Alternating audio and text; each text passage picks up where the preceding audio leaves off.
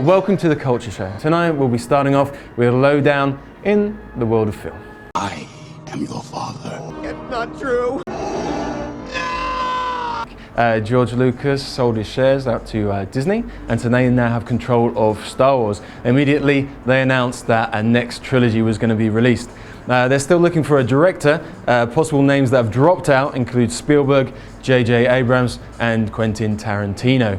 One person who has been hired though is Michael Arndt. Michael Arndt is the screenwriter for Little Miss Sunshine, for which he received an Oscar, and for Toy Story 3, again another Oscar nominee.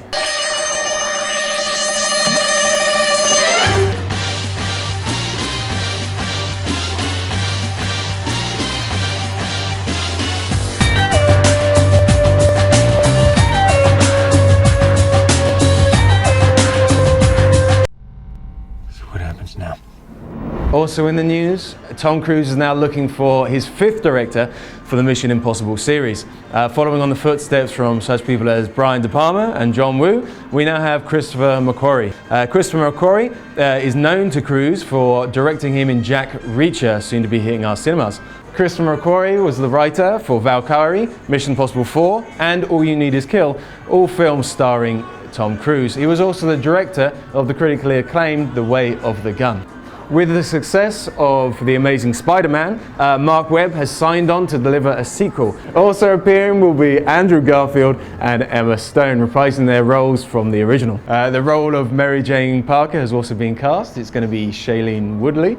She was in Alexander Payne's The Descendants, another award winner last year. If you loved Avengers Assemble, don't worry, it'll be coming back to our screens. Joss Whedon will be returning in a director role, and we may be seeing Miss Marvel appear this time round, and that's going to be released in 2015. Meanwhile, his brother Jed Whedon will be writing S.H.I.E.L.D., which is the TV adaptation of the Avengers Assemble, featuring none of the original cast, but we'll be looking at how humans police the state when there's superheroes around. And don't worry if you're already missing Agent Coulson, he'll be returning in that series. Next year we'll also see Tony Stark return in Iron Man 3, directed by Shane Black, who you may know from Kiss Kiss Bang Bang, and also the writer of Predator and the Lethal Weapon series.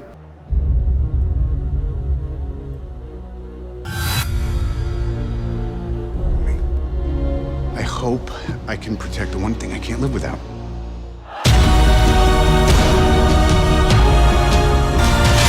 Lesson number 1. Heroes. There is no such thing.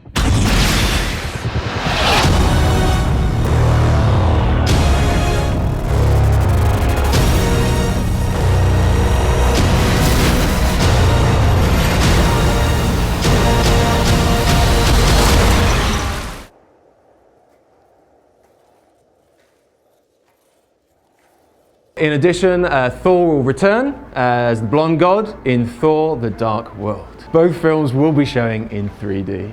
Bad news for X-Men fans, as Michael Vaughn has stepped down from the sequel. But there is some good news. Bryan Singer, the man responsible for X-Men 1 and 2, will be returning as director. Ridley Scott is bringing back the Alien franchise one more time with Prometheus 2, the follow-up from this summer's blockbuster hit.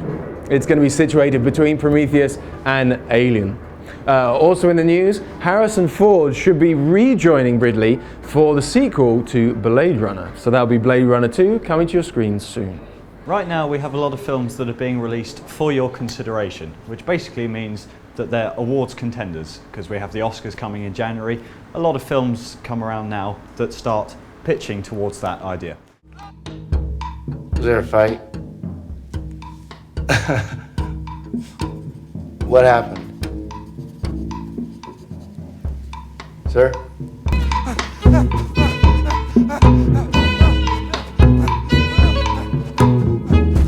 What do you do?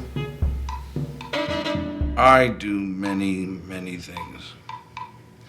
I am a writer, a doctor, a nuclear physicist, a theoretical philosopher. But above all, I am a man. Say your name. Freddie Quill. Say it again. Freddie Quill. Might as well say it one more time just to make sure you know who you are. Freddie Quill. The only way to defend ourselves is to attack. If we don't do that, we will lose every battle that we are engaged in. We will never dominate our environment the way we should unless we attack. Oh. Are you unpredictable?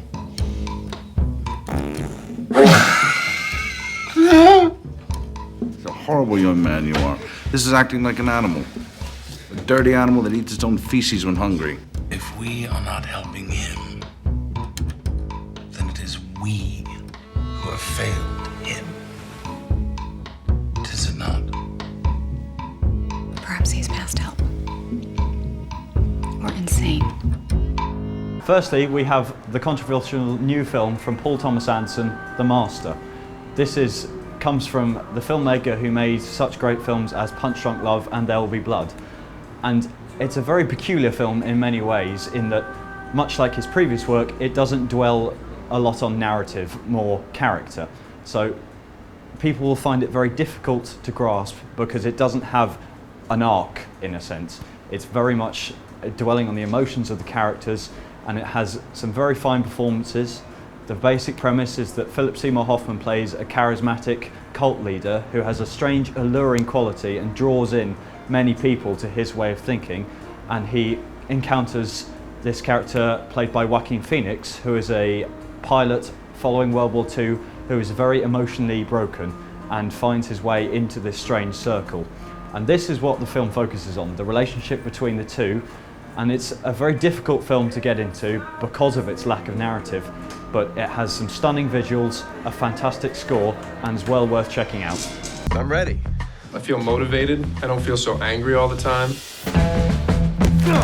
But you have to have a strategy. I hate my illness and I want to control it.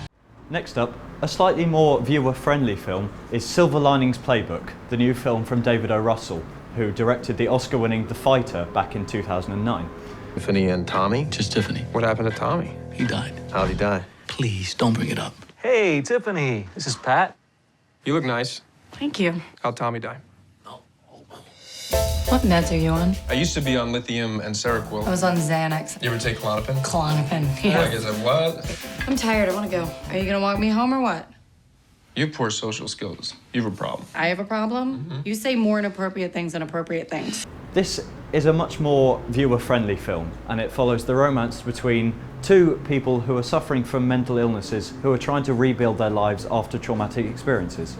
Bradley Cooper plays Pat, who is recovering from a psychiatric care after an assault on his wife's lover. Tiffany, played by Jennifer Lawrence, is a person who is trying to rebuild her life after her husband has died. And these two find themselves joined together not by love initially, but by a kind of dependence on each other. And it's a very moving story. It's called a comedy drama, and often these two kind of jar against each other. But the film really finds its own through the second half, and it's a very enjoyable film to watch. It's a very satisfying to view the relationship between Lawrence and Cooper, who both deliver brilliant performances, with a brilliant supporting cast by the likes of Robert De Niro and Jessica Weaver. It's a very, very interesting film.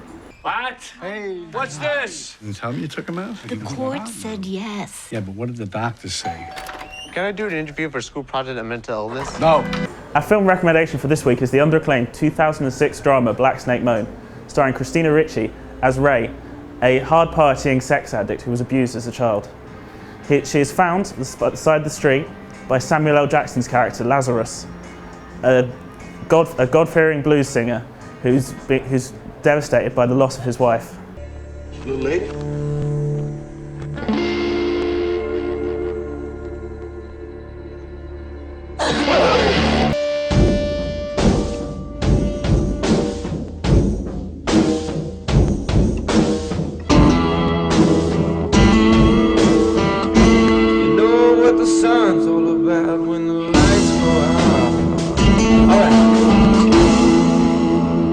Full of drama, music, and redemptive qualities, this film has been labelled as outrageous, offensive, and shocking.